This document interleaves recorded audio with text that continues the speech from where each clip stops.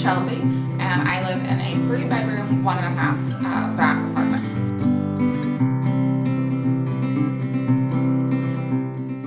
So we moved in June of 2016. Yeah, so I've been here about 1.5 years.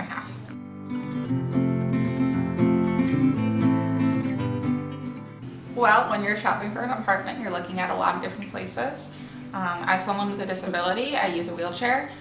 Finding an apartment that was accessible was actually very difficult to do in this area. Most apartments don't have elevators, most of them have stairs to get in.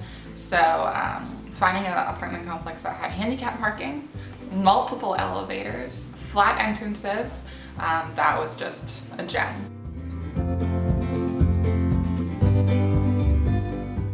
Well, it's got really friendly staff. Everyone at the front desk is very helpful and willing to lend a hand. There's one time that my car was dead and they actually have a battery kit in their office so I could jump start my car and I could get to work on time. Also, this apartment itself is really well built. It's an old building.